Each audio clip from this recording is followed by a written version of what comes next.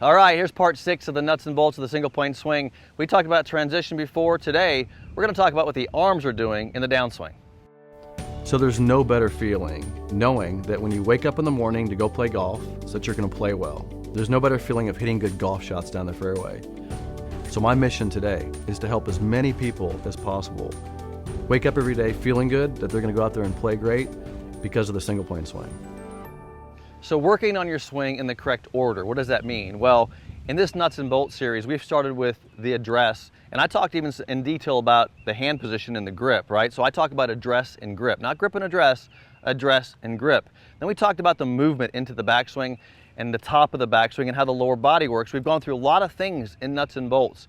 Well, now I want to discuss what's happening to the arms in the downswing. But it's related to what happened with the lower body in the previous segment. Please review the last video, because now once you've accomplished lower body movement, the upper body now is in a position to move the arms. Now here's what's interesting about arm movement. And if you're familiar with the single plane swing and Mo Norman, Mo talked about this thing he called the vertical drop. It was, and here's what happens. You know, Mo, obviously being one of the greatest ball strikers ever played the game, has a single plane swing, and he has this thing he calls a vertical drop. And then everybody runs around and they try to produce a vertical drop. And they run into problems because the vertical drop is not something you try to produce. It actually naturally occurs with the correct movement. And I've always been saying this about the single plane swing is it's actually a natural golf swing. It's not something where you have to try these particular movements. So let's talk about what happens in the downswing and why the club makes a shallowing motion as you move the arms into the downswing. And it has to do with the upper body. Now, there's this thing that, and if you look at some of the information I put on the channel, I get into some detail. And if you guys like detail, you probably really enjoy my channel, where I get into the biomechanics of movement. But there's this thing called sidebend. And sidebend is the upper body's position where this is a sidebend and this is a negative sidebend. So you got a positive and negative sidebend. So that's the body going this direction. Well, notice that when I move my body into this sidebend, my arms, see how my arm drops? See that? My arm goes down. This is what occurs in the swing. When I'm at the top of my backswing, when I move my lower body forward, you see how my body went into more of a side bend, and it allows my arms to then make a downward move.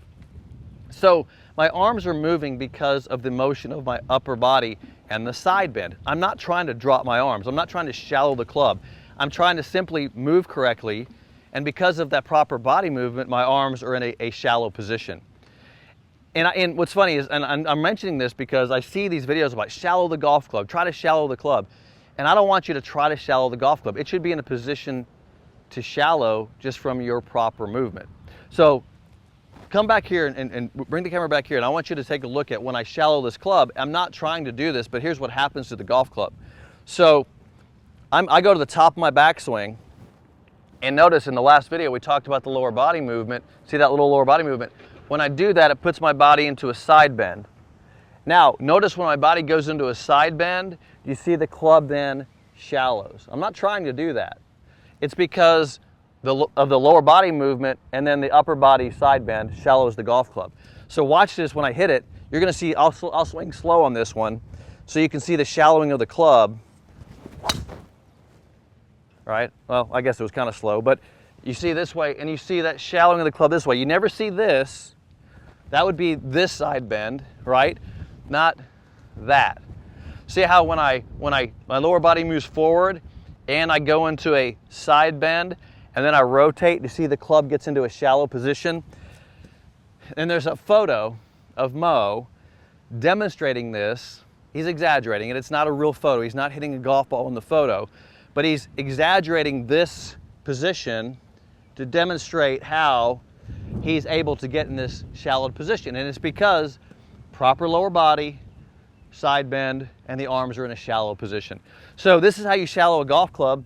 It happens naturally.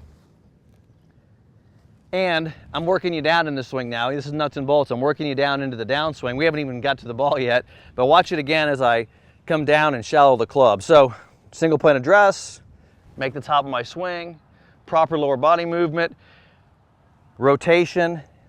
As I side bend, look at that right there, and look at the club shallow. Then the club comes from a perfect path. So I just want to point out that you see these things People talk about you need to shallow the club. And if you do the single plane swing and get the things right, the nuts and bolts of it correct, you don't have to think about this stuff, just hit the positions and you have a great single plane swing. If you're enjoying this content, please subscribe, hit the bell icon, give me a thumbs up. I'll see you in the next video.